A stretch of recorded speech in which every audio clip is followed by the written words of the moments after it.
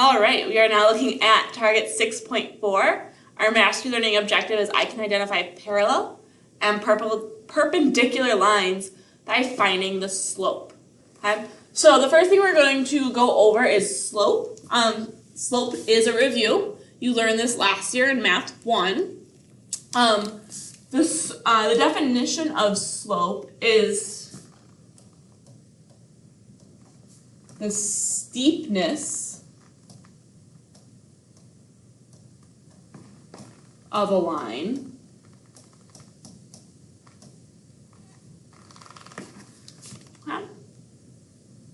so how steep a line is, and the slope formula, we use M for slope a lot. It's French for to climb, monter or something, similar in Spanish, and that's why we use an M. That's my fun fact for you. So M equals y2 minus y1 over x2 minus x1. Another way we say this, right, which you might remember from last year, is rise over run.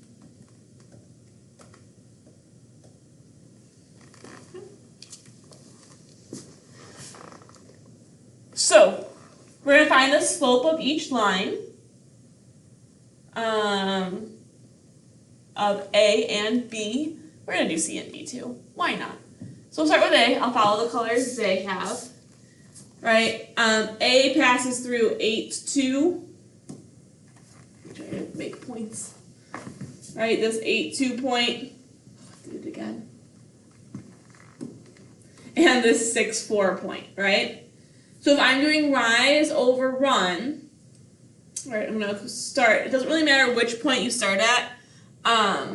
So if we start here, I'm going down 2. Direction matters for slope, and left 2. Sorry, not left, right 2. So that's positive. So our slope is rise over run. Our rise doesn't necessarily mean going up. In this case, it was going down, and that's why it's negative. And negative 2 over 2 is negative 1. Okay. For line B, our green line, it has the point 4, 0. And the point 6, 4. And again, I hate this. Sorry. Rise over run.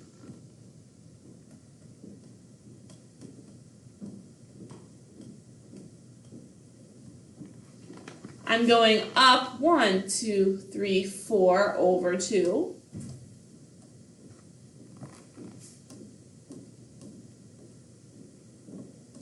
And 4 over 2 is 2.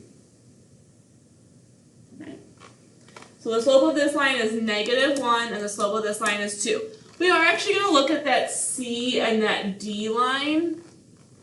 I'm going to change the color of line C. I'm going to make it orange so that it's a different color than B. Okay. So line C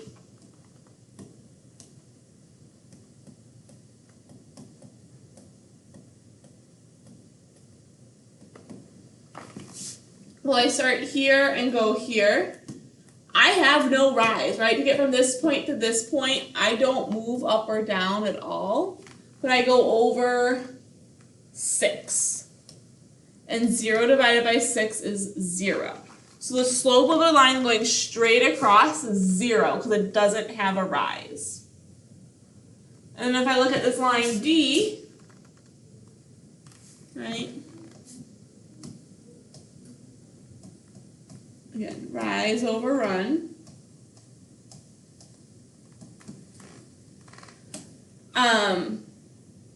Here I rise, right? If I start at one point and go to the other, I go up 4 4, but then I'm there. I don't run at all. There's no sideways. Okay? So rise over run there equals 4 over 0. When you divide by 0, you break the world, and we call it undefined.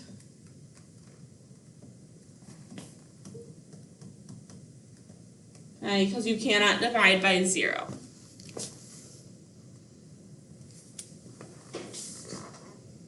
Okay. All right, we are going to use slopes to determine if lines are parallel or perpendicular. So we need to know what parallel and perpendicular means. So, lines that are parallel are lines that never cross or touch.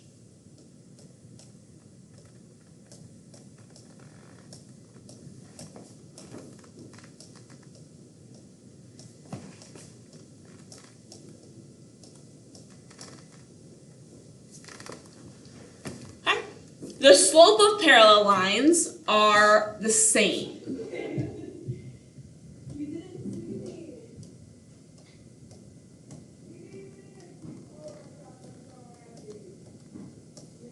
So we'll say the slope of one equals the slope of the second one, right? So our two slopes are equal.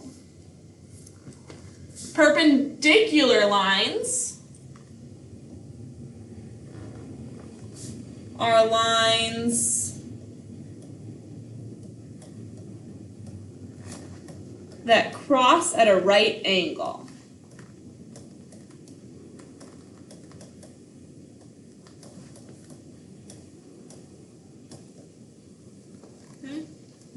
And the slope of perpendicular lines, the product of the slopes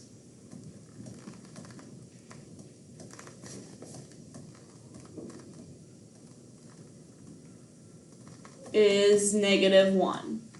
Okay, so here M1 equals M2. If you have perpendicular lines, then M1 times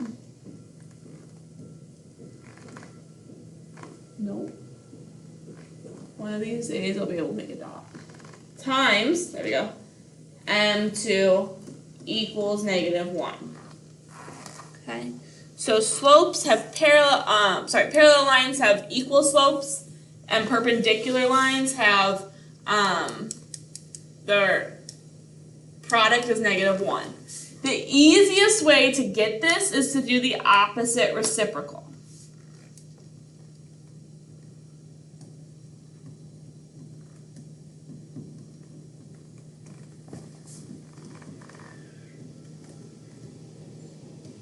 Okay. Where opposite is change the sign.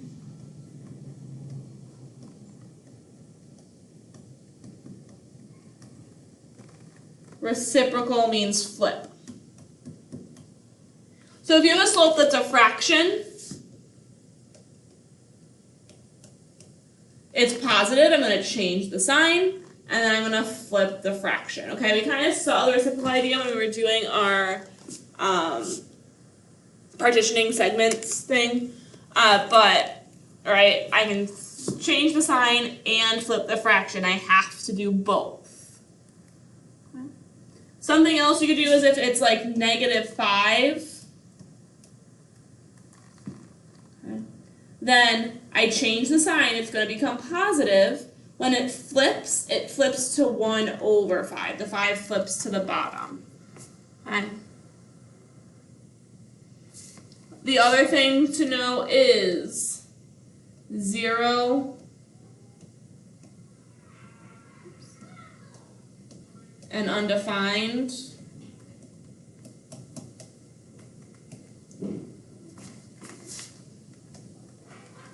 are opposite reciprocals.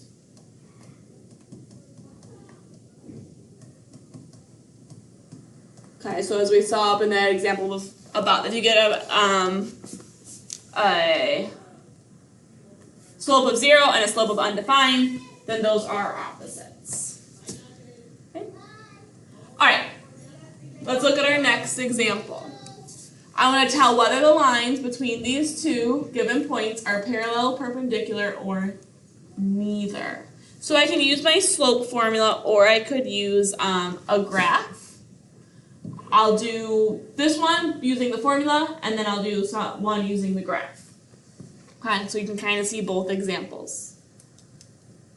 So again, our slope formula is it's rise over run. So just think it's your y's over your x's, right? Y's go up and down, x's go left and right. So it's again, we've talked about this idea of distance, and that's really what this is. It's your y distance over your x distance. And you get those distances by subtracting. Okay. So this is line 1. I'm going to subtract my y's, 4 minus 0, over 7 minus 1.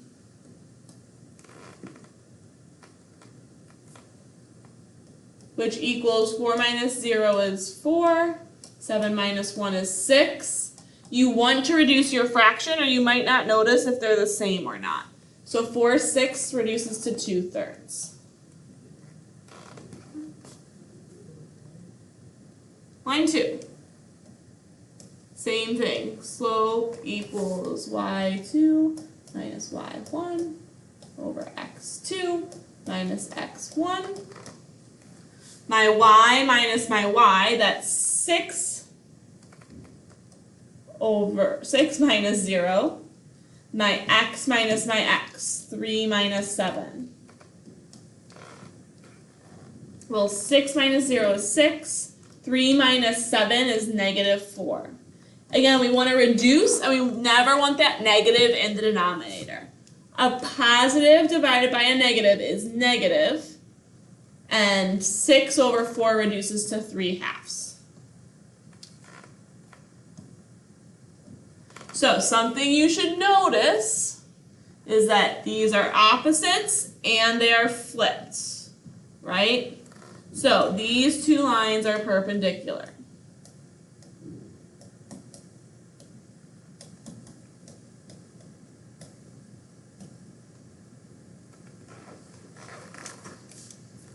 Okay.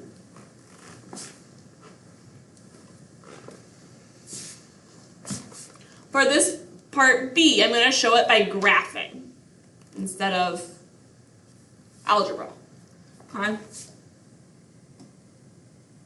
So draw a nice little graph. I'm going to go to negative 3, 1.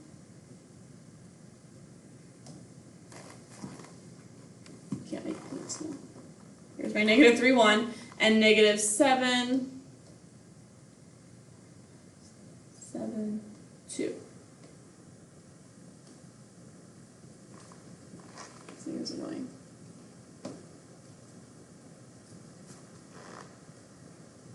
There's my line. Okay. So the slope for line 1 equals rise over run.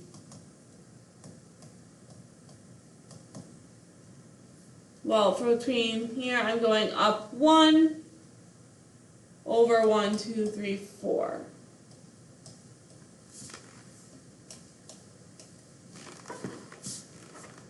All right, my second point, or my second line, is from 2, negative 1, so over 2, down 1, and 8, 4. So over 4, over 7, over 8, up 4.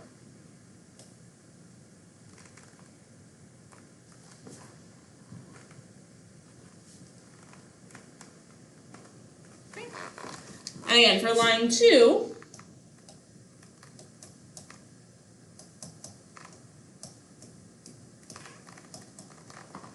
it goes 1, 2, 3, 4, 5. Yeah. Over 6.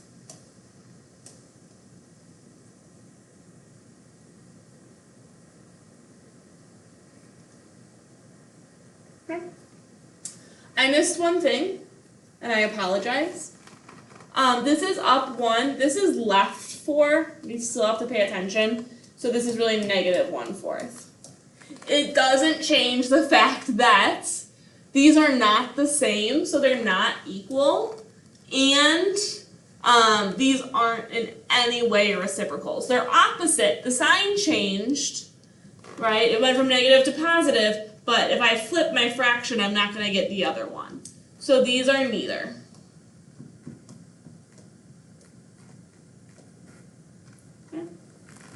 So whichever method you prefer is fine. I prefer algebraically. I think it's a little more difficult as well to kind of get the idea of it. So I'm going to do C algebraically again. Okay, so for line 1, we have our slope formula of y2 minus y1 over x2 minus x1. Our y's are 7 and 3. Our x's are negative 5 and negative 9. This is where you have to be careful. I have negative 5 minus negative 9. I need the two negatives there. Okay? So I have 7 minus 3 is 4. Negative 5 minus negative 9, well, negative 5, right? A negative times a negative is positive, so negative 5 plus 9 is 4, and 4 divided by 4 is 1. Okay. For line 2, slope equals y2 minus y1 over x2 minus x1. 2 minus 6 over negative 7 minus negative 11. Again, we can change that to positive. 2 minus 6 is negative 4.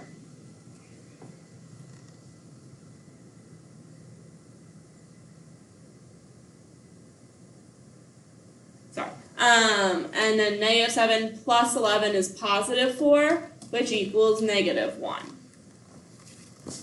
Okay. One thing to note is that 1 times negative 1 equals negative 1. And that means these are perpendicular. Okay, so it's the opposite reciprocals, or just check if they multiply to negative 1.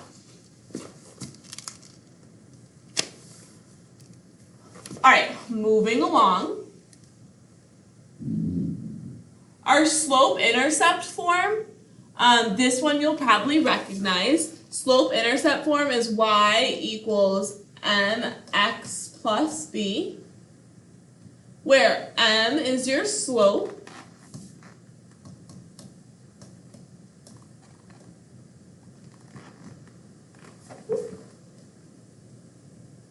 and b is your y-intercept. We're not going to so much worry about our y-intercept right now, right? We're going to really worry about our slope. So if you have an equation in this form, it's really easy to see what your slope is, right? However, there's another form. Standard form is ax plus by equals c. And with this form, we have no idea what our slope is.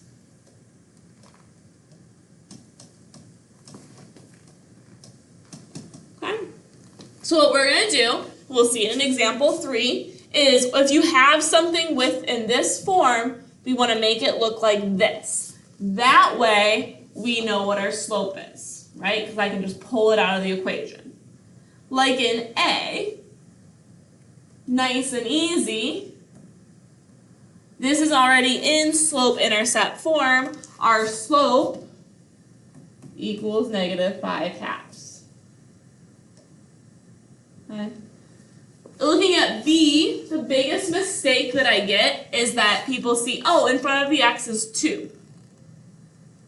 There's my slope, 2. Wrong. Actually, I don't like this example. I'm going to change it to 2x minus 3y. Put a 3 in front of that y, otherwise it's weird.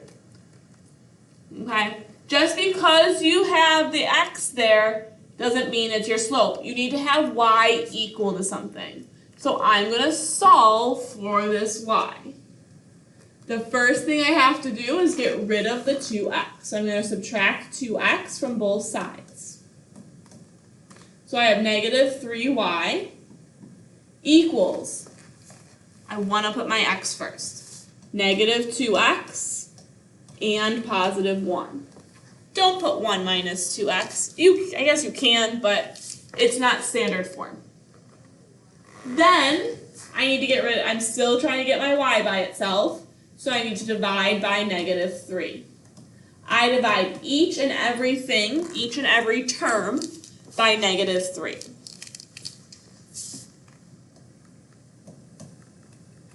So then if I have negative 2 over negative 3, a negative divided by a negative is positive 2 over 3 x.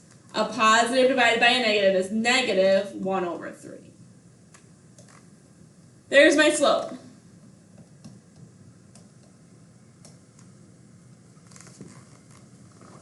Okay.